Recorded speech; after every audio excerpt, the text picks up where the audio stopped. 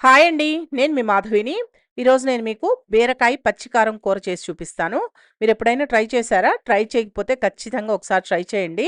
వేడి వేడి అన్నంలో వేసుకొని ఒక ఆమ్లెట్ వేసుకొని తింటే మటుకు ఎక్సలెంట్‌గా ఉంటుందండి. చాలా కమ్మగా ఉంటుంది. సింపుల్‌గా చేసుకోవచ్చు. చూపిస్తాను రండి. ఈ బీరకాయ పచ్చికారం కూర చేసుకోవడానికి నేను ఇక్కడ హాఫ్ కేజీ బీరకాయలు తీసుకున్నాను.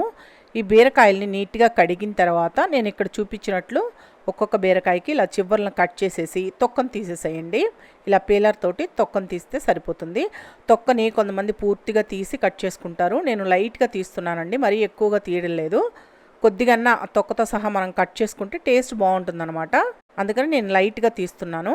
మీరు కావాలంటే బీరకాయలన్నింటికి తొక్కని పూర్తిగా తీసేసి తర్వాత ముక్కలుగైనా కట్ చేసుకోవచ్చు. ఇలా 3 బీరకాయలకి తొక్కని తీసిన తర్వాత నేను ఇక్కడ చూపించినట్లు ముక్కలుగా కట్ చేసుకోండి. కాస్త సన్నగా ఉండేటట్లే కట్ చేసుకోండి ముక్కలు. మీకు ముద్ద కూరలాగా వస్తుందన్నమాట ఇలా కట్ చేసుకుంటే. అలాగే బీరకాయని కట్ చేసేటప్పుడు కొద్దిగా ముక్కని నోట్లో వేసుకొని చూడండి. కొన్ని బీరకాయలు లైట్‌గా చేదు అనిపిస్తాయండి.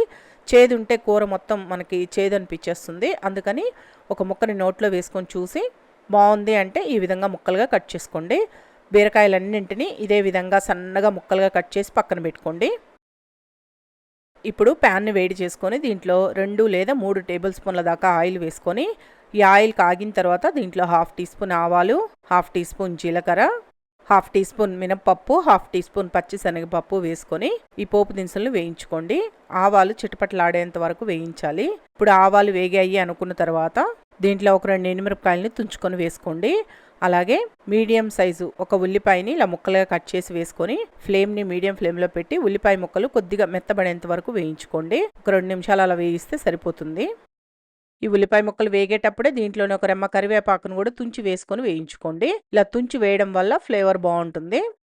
ఇప్పుడు కరివేపాకు కూడా వేగిన తర్వాత దీంట్లో మనం ముందుగా కట్ చేసి పెట్టుకున్న బీరకాయ ముక్కలన్నింటినీ వేసుకొని దీంట్లోని హాఫ్ టీ స్పూన్ పసుపు, మీ రుచికి సరిపడా సాల్ట్ కూడా వేసుకొని ఒకసారి బాగా కలపండి. కొద్దిగా పచ్చి వాసన పొయ్యేంత వరకు వేయించుకోండి. ఇలా కలుపుతూ అంటే ఒక 2 నిమిషాలు అలా వేయిస్తే సరిపోతుంది. ఫ్లేమ్ని మీడియం ఫ్లేమ్లో పెట్టి వేయించుకోండి. ఇప్పుడు ఒక 2 నిమిషాలు అలా కలుపుకున్న తర్వాత ఫ్లేమ్ని లో ఫ్లేమ్లో పెట్టి మూత పెట్టి మగ్గించండి. మధ్య మధ్యలో మూత తీసి కలిపి మళ్ళీ మూత పెడుతూ ఉండాలి. బీరకాయలో నుంచే మీకు నీళ్లు ఊరుతాయి. ఆ నీళ్లతోటే బీరకాయ బాగా మగ్గిపోతుందండి. బీరకాయ లేతగా ఉందనుకోండి తొందరగా మగ్గిపోతుంది. మళ్ళీ మనం నీళ్లు పోయాల్సిన అవసరం లేదు. సిమ్లో పెట్టి మగ్గించేయండి. ఆల్రెడీ మనం బీరకాయను కూడా బాగా సన్నగా కట్ చేసుకున్నాం కాబట్టి తొందరగానే మగ్గిపోతుంది. ఇది మగ్గుతూ ఉంటుంది. ఈలోపు ఏం చేస్తారంటే ఇలా ఒక మిక్సీ జార్ తీసుకొని దీంట్లో 6 లేదా 7 పచ్చిమిరపకాయలని నేను ఇలా తుంచుకొని వేసుకుంటున్నానండి. మీరు ఎంత కారం తినగలరో దాన్ని బట్టి పచ్చిమిర్చి తీసుకోండి. దీంట్లో మళ్ళీ మనం ఎక్స్ట్రా కారం ఏం వేయము. పచ్చిమిర్చిలో ఉన్న కారంతోనే సరిపోతుంది. అందుకని మీరు ఎంత కారం తినగలరో దాన్ని బట్టి పచ్చిమిర్చి తీసుకోండి. దీంట్లోనే 6 లేదా 7 దాకా వెల్లుల్లి రెమ్మలను కూడా వేసుకొని ఇవి రెండింటినీ కలిపి కచ్చా పచ్చగా గ్రైండ్ చేసుకోండి. మరి మెత్తటి పేస్ట్ లాగా కాకుండా నేను ఇక్కడ చూపిస్తున్నాను చూడండి. ఈ విధంగా గ్రైండ్ చేసుకొని పక్కన పెట్టేసుకోండి. మీరు కావాలంటే దీంట్లో ఒక హాఫ్ టీ స్పూన్ జీలకర్ర కూడా వేసుకోవచ్చు. జీలకర్ర నేను ఆల్రెడీ పోపులో వేసాను కాబట్టి దీంట్లో వేయడం లేదు. ఈలోపు బీరకాయ కూడా బాగా మగ్గిపోయింది చూడండి. బీరకాయలో నుంచి నీళ్లు ఊరి ఆ నీళ్లు మొత్తం ఇంకిపోయి ఈ విధంగా వేగినట్లు అవుతుంది మీకు.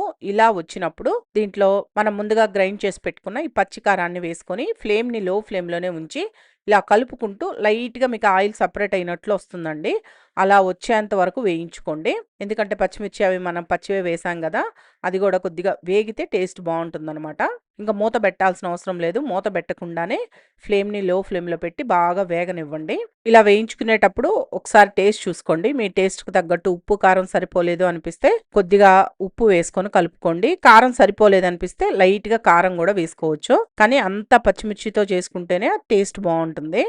ఇప్పుడు చూడండి కొద్దిగా కలర్ మారి వేగినట్లుంది కదా. ఇలా వేగిన తర్వాత దీంట్లో లాస్ట్గా ఒక 2 టేబుల్ స్పూన్ల దాకా వేయించి పొడి చేసి పెట్టుకున్న నువ్వుల పొడి వేసుకుంటున్నాను. ఇలా నువ్వుల పొడి వేయడం వల్ల టేస్ట్ చాలా బాగుంటుందండి. నువ్వుల పొడి కూడా వేసి బాగా కలపండి. అంటే ఒక నిమిషం అలా లైట్గా వేయించుకోండి సరిపోతుంది. ఇప్పుడు ఒక 2 నిమిషాలు అలా వేయించుకుంటే ఇలా వేగుతుంది. ఇలా వేగిన తర్వాత దీంట్లో లాస్ట్‌గా కొత్తిమీర సన్నగా కట్ చేసి వేసుకొని స్టవ్ ఆఫ్ చేసేసి బాగా కలిపేసుకొని సర్వ్ చేసుకోండి. చాలా చాలా బావుంటుంది. మీరు రైస్‌లో తినొచ్చు, చపాతీలో తినొచ్చండి. రైస్‌లోకైతే కొద్దిగా నెయ్యి వేసుకొని తింటే మటుకు సూపర్ ఉంటుంది. ఒక్కసారి బీరకాయతోటి ఇలా ట్రై చేసి చూడండి మీరు. చాలా బాగా నచ్చుతుంది మీకు. మరి ఈ వీడియో మీకు నచ్చింది అనుకుంటున్నాను. నచ్చితే మన అశోక్ ఛానల్‌ని సబ్స్క్రైబ్ చేసుకోండి. లైక్ చేయండి, షేర్ చేయండి, కామెంట్ చేయండి.